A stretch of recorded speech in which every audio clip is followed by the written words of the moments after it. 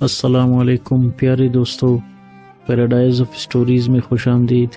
حضرت موسیٰ علیہ السلام کے زمانے میں ایک مچھیرا جس کی گزر بسر روز کی مچھلیاں پکڑنے اور بازار میں فروخت کرنے پر تھی، ایک دن اتفاق سے کوئی بڑی مچھلی اس کے جال میں آ گئی اور اسے بازار میں لا کے بیٹھائی تھا کہ منڈی کا ٹھیکیدار آ گیا اور 2-4 ڈنڈے مار کر اس کی مچھلی چھین لی۔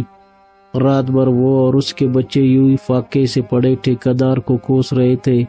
ٹھیکیدار نے جوئی مچھلی کو پکا کر کھانے کے لیے ہاتھ بڑھایا، مچھلی کے منہ کا نوکیلا کانٹا اس کی انگلی میں اچانک گڑ گیا۔ اب کیا تھا، کھانا پینا سب بھول گیا، سر پکڑ کر بیٹھ گیا اور آنن فانن تکلیف میں اس قدر زیادتی ہوئی کہ طبیب کو بلانے کی ضرورت پیش آ گئی۔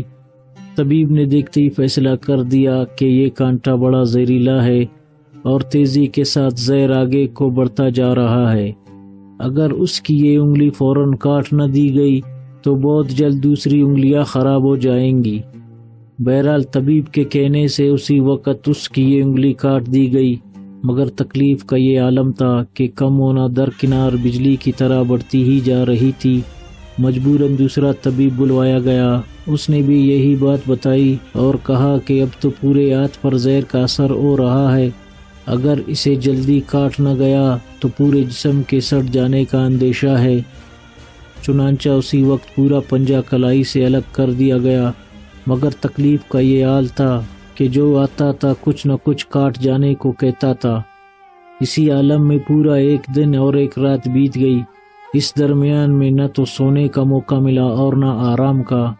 اچانک ایک دن اس پر کچھ غفلت سی طاری ہو گئی اور اس نے خواب میں دیکھا، خواب میں کسی کو یہ کہتے ہوئے سن لیا کہ ظالم، جب تک اس مظلوم مچھلی والے کو راضی نہیں کرو گے تیرا سارا جسم اسی طرح کٹ کٹ کے گر جائے گا۔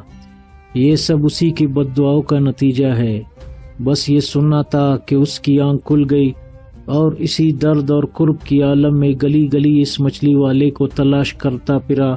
دن بھر کی تگودو کے بعد ایک جگہ وہ مل گیا۔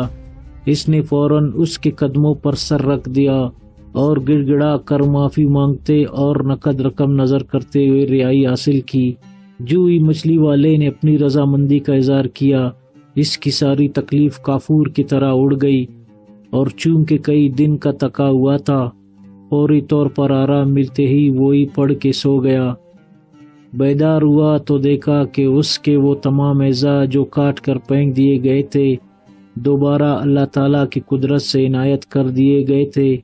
اللہ تعالیٰ نے موسیٰ علیہ السلام کو پورا یہ واقعہ سنانے کے بعد قسم کھا کر بتلایا کہ اے موسیٰ، اگر وہ مچھلی والا اس سے راضی نہ ہو جاتا تو وہ ہمارے اس عذاب سے چاہے مر ہی کیوں نہ جاتا، قیامت تک نجات نہیں پا سکتا تھا۔